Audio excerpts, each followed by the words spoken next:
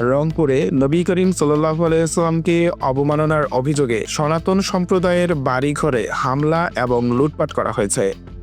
ধর্মীয় বিদ্বেষ আর উস্কানি কতটা ভয়াবহ হতে পারে তার এক মর্মান্তিক দৃষ্টান্ত দেখল বাংলাদেশের রংপুর।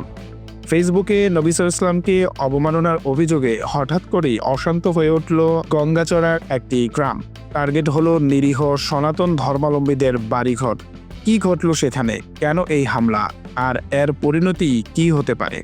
ঘটনার সূত্রপাত হয় রংপুরের গঙ্গাচড়া উপজেলার বেতবাড়ি ইউনিয়নের একটি গ্রামে।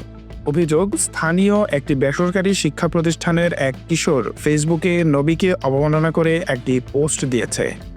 এই অভিযোগ দ্রুত ছড়িয়ে পড়ে এবং এর জেরে জনমনে উত্তেজনা সৃষ্টি হয়। অভিযোগ ছড়িয়ে পড়ার পর মাইকে উস্কানি দিয়ে সনাতন সম্প্রদায়ের লোকজনের বাড়িঘরে হামলা ও লুটপাট শুরু হয়। উপজেলা নির্বাহী কর্মকর্তা মাহমুদ হাসান খান জানিয়েছেন, কিছু বাড়িঘরে হামলার ঘটনা ঘটেছে। স্থানীয়দের মতে হামলা, লুটপাট এবং ভাঙচুরের ঘটনা ব্যাপক ছিল, যা এলাকা জুড়ে আতঙ্ক ছড়িয়ে দিয়েছে। ঘটনার পর পুলিশ দ্রুত পদক্ষেপ নেয়। অভিযুক্ত কিশোরকে আটক করা হয় এবং আদালতের মাধ্যমে তাকে কারাগারে পাঠানো হয়েছে।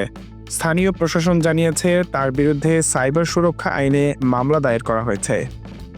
গঙ্গাচড়া থানার ভারপ্রাপ্ত কর্মকর্তা মোহাম্মদ আল এমরান সোমবার পরিস্থিতি অনেকটাই স্বাভাবিক বলে জানালেও স্থানীয়দের ভাষ্য ভিন্ন। তাদের মতে বাড়িঘরে হামলা ও লুটপাটের পর সনাতন সম্প্রদায়ের মানুষদের মধ্যে গভীর আতঙ্ক বিরাজ করছে। অনেকেই নিজেদের নিরাপত্তা নিয়ে শঙ্কিত।